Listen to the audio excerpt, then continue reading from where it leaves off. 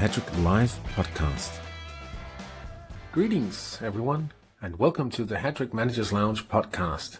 In this short introductionary episode, I will tell you about the goals of this podcast, to hear and learn about what makes people log into Hattrick week after week.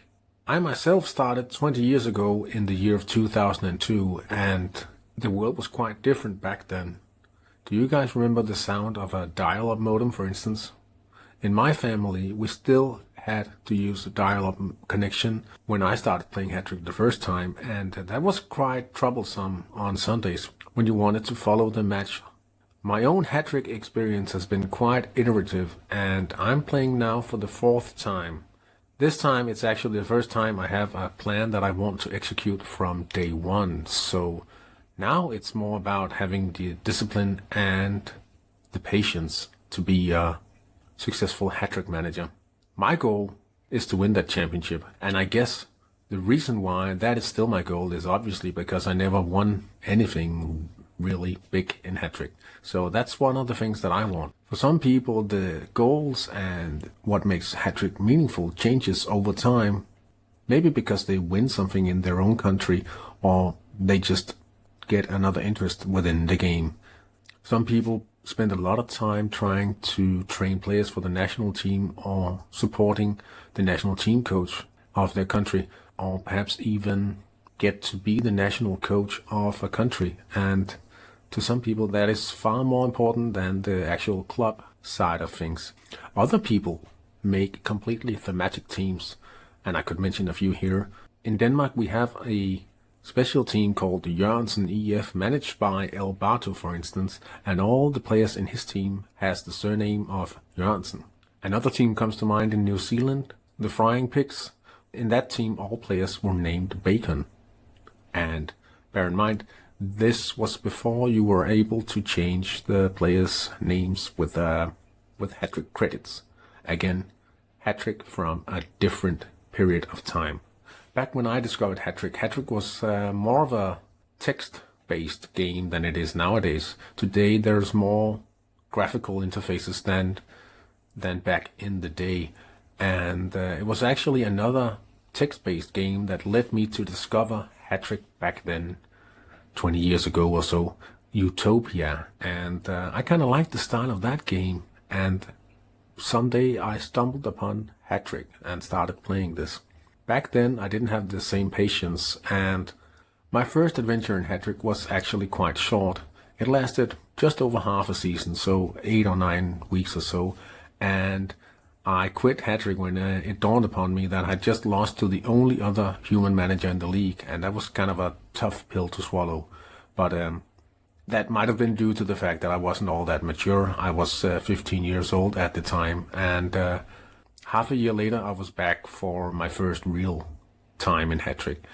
It was during that time I got to spend time providing live scores and reading about the weekly youth polls in Denmark in the Danish Hattrick radio. Good times for sure. With my third team I stalled in Division 3, and I was kinda annoyed by the fact that I had spent a lot of time getting to this division, and now I had to face a total remake of the team if I wanted to go beyond Division 3. I wasn't quite ready for that at the time, so eventually I quit that team as well. But I'm back here, fourth time, my third real team, and in this version, as I said, the goal is to win a championship.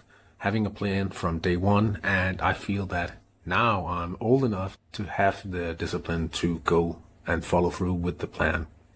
Anyway, the Hattrick Managers Lounge is not going to be about me. It's going to be about all the different managers out there who experience different things in their different Hattrick communities. They have a different approach than I have. Perhaps they have evolved beyond just chasing the personal glory with the club team. Perhaps they want to achieve something with their community, and I think that's very interesting to hear about. And we will get to talk about national teams in future episodes, I promise you that. Another thing I would like to learn more about is how different Hattrick communities in different countries work. In my fourth adventure, I've been so lucky that I finally got my act together and attended some Hattrick meetups. It's been such a nice experience getting to talk to some of the people and put a face on these people that you meet in the conferences. Who's actually behind that nickname that you've been talking to ever so often? And last time in Aarhus, I actually got to meet a few legends of the community. Do any of you guys remember Loke? He made Hattrick Assistant Manager. I think one of the first pieces of software that could actively help you manage your team. And I remember sitting during the night time and waiting for the training updates, and it would actually update as each of the player would receive their update. Again, Hattrick in a different time. When I'm not hiding behind my nickname Mvolki in Hattrick, I'm a teacher and I specialize in ICT didactics in my everyday work. That's also part of the reason why I got interested in creating Hattrick YouTube themed videos, because I had been working with video creation in a school context. I wanted to try to do something with some Hattrick themed content, simply because I wanted to see more Hattrick content on YouTube, and I thought maybe I could contribute to the whole collection of Hattrick themed material on YouTube. So that's basically how I started and got into the Hattrick creator side of things. Anyway, it feels a little strange sitting here talking about myself, and as I said, that's not the goal of this podcast. The goal of this podcast is to hear about different managers' lives, and I cannot wait to introduce the first real guest in the first real episode, obviously. We start out in Denmark, in my own backyard, so to say. I really look forward to get to talk to people from other countries and see what special things those Hattrick communities do and how they keep people talking about this wonderful game that we spent maybe just a little too much time on.